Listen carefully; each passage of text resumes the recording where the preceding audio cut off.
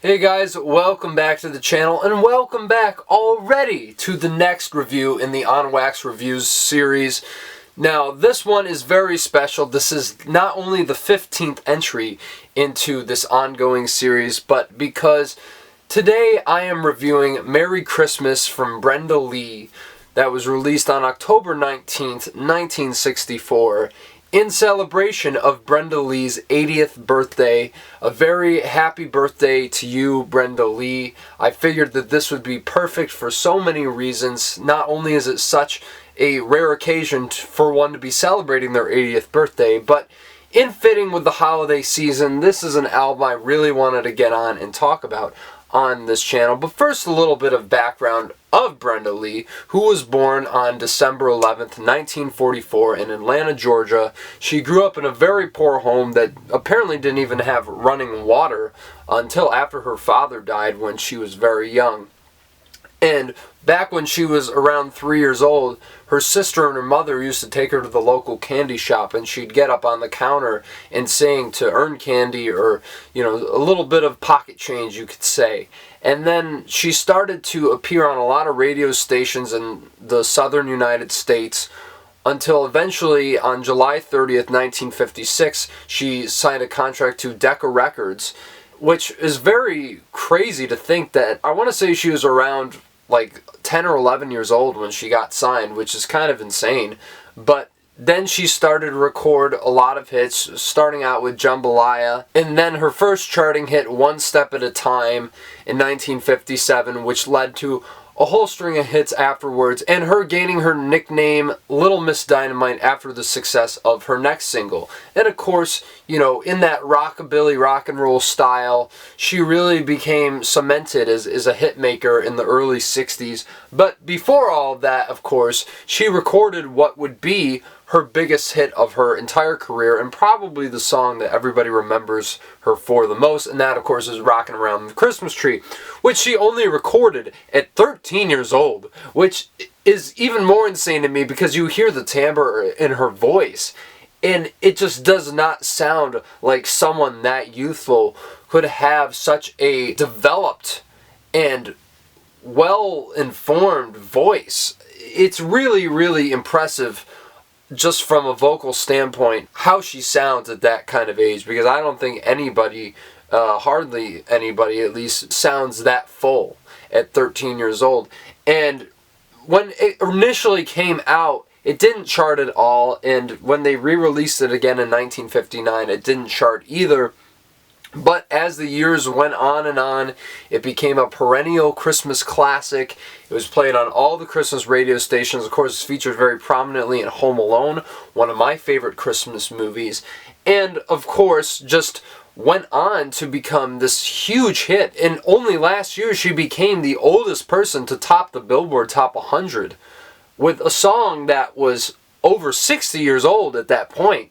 At 78 years old, and then she topped it again when she turned 79 a week or so later. So this song, I think everybody kind of loves it who enjoys Christmas music, and I definitely have a very special connection to this because my grandma, God rest her soul, she used to do like this little dance to it. It was like the most old person thing you could ever witness in her life. But, you know, I always have sweet memories of her, you know, kind of doing her little dance to that song. And it's always been a part of my life. And a lot of times I think of her when I hear the song as well. But this album, it came out in 1964. And of course the song came out about 6 years prior. So there was a little bit of a gap here. But of course, Brenda went back into the studio and recorded some really great studio cuts of some really, really great interpretations of these Christmas songs. And I hadn't heard about this album until this year. And after listening to it, I absolutely loved it. I mean, if you look at my video I did a couple years ago for the top 10 Christmas albums, this honestly would knock out A Christmas Gift From You from Phil Spector out of my top 10, which is very, very interesting because a lot of these arrangements definitely sound like they could have been coming straight from the Brill Building. And I really think that this is such a delectable package of really great Christmas pop songs that really do hold a candle to a lot of other interpretations of these Christmas classics. And then, of course, kicking off the album, you have Rockin' Around the Christmas Tree. What needs to be said that hasn't been said already? This is easily the best song on the album, and definitely a staple like not many other Christmas songs are. But then you get songs like This Time of the Year, which is just so beautiful in its chord progression, and I believe it's the glockenspiel that's playing in the background. It really puts you in that Christmas spirit and mood. It's just a beautiful, beautiful Christmas ballad, and I absolutely love it. Definitely one of the best cuts on here. And you can say the same things for tracks like Christmas Will Be Just Another Lonely Day, which really does sound like it would have been something straight from the Brill Building with the wall of sound and everything. It's just such a great pop tune that's so well arranged, so well structured in so many ways, and it really just feels so big in its scope.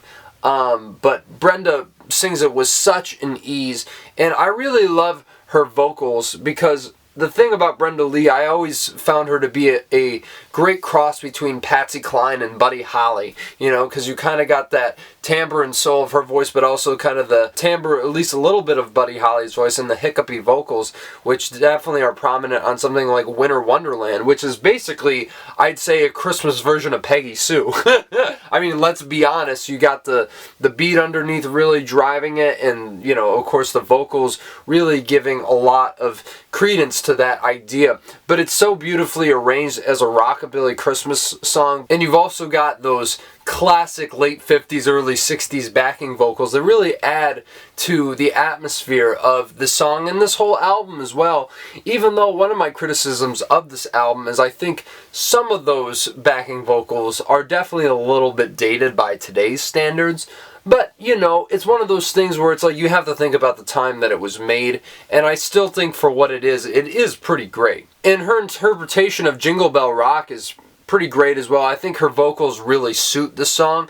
It isn't the most mind-blowing interpretation of the song that you will hear, but I do think it is very noteworthy and great listen nonetheless. I also really love her interpretation of Silver Bells on here. I just think that song is so beautiful that usually when anyone sings it, it's pretty miraculous. Now, it's not as good as like the Bing Crosby version or the Andy Williams version, of course, but I definitely think it is a nice kind of song to segment the middle of this record before you flip it over. And then, of course, Blue Christmas, definitely very different from the Elvis Presley version. Very much more of a slow-moving ballad, but it's just so wistful and so evocative, and I think her voice really brings a lot out of the emotion in this song, especially when you get to the end of the chorus. It's just absolutely exceptional. And I also really have to mention how great Marshmallow World is on here, because the arrangement is absolutely spectacular. There's like some sort of harpsichord going on underneath, I'm pretty sure, but it almost sounds like chiptune the way it's being played, where it's kind of like, oh wow, this sounds a little dated and ahead of its time, like all in the same breath, but it really, really is effective. And I also love the acoustic guitar flarings that come into the middle of this song and just pop in and really breathe so much life into it. I absolutely love, love, love this song. Easily one of my favorites on the album. Though I will say that there's a few songs on this album that don't necessarily really hit to that same level as a lot of the other tracks I mentioned. Like Strawberry Snow, for instance, is one that, yeah, it's definitely an enjoyable listen. It's a nice Christmas original, but it doesn't really leave any lasting impression on you. And then you get songs like Santa Claus Is Coming to Town, where I kind of feel like the spoken vocals that she sort of accentuates are really kitschy and very cheesy, very dated.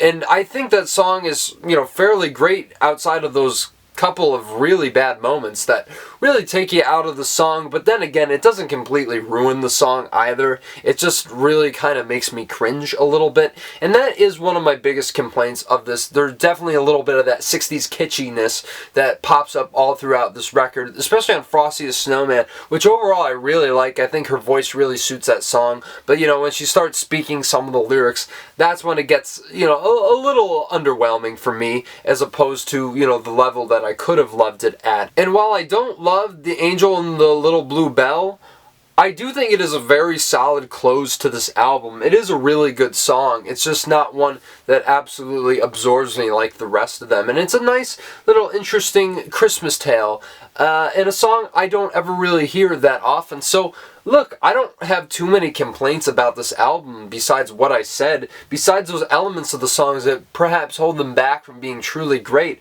I don't really think that there's much of a weak track on this album at all. This is a damn solid Christmas album from top to bottom, and I really think one of the best Christmas albums I've ever heard. I really don't know why people don't talk about this, considering how much people love this song, the fact that it's charted in the past year at the top 100.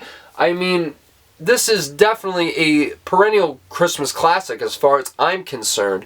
I really do think everybody should listen to this album this holiday season if you haven't heard it. And if you have already, why not give it another spin? This is definitely something that you should be enjoying during the holiday seasons if you are a big fan of Christmas music and if you are a big fan of Brenda Lee. So I'm going to give Merry Christmas from Brenda Lee an 8.5 out of 10. Definitely one, like I said, that you have to check out this holiday season. It really brings a great Christmas warmth and originality in Christmas music that I really haven't seen from a lot of other people who decide to do Christmas music. And I mean, just that track, just the opening title track alone is just such an iconic classic. It's kind of hard to deny. And it's never Christmas without hearing Brenda Lee sing, as far as I'm concerned. But you guys let me know down in the comments below if you're going to listen to this album. And if you've heard it already, let me know if this is a staple in your household during the holiday seasons. Would love to hear all that and more. And please smash the like button, subscribe to the channel if you want to see more reviews like this one in the On Wax review series. Not sure when the next review will be, but I do assure you I am going to be talking about the best albums of 2024 once the new year rolls around. So please stay on the lookout for that and so many other movie reviews, etc., etc. And take it easy and happy holidays.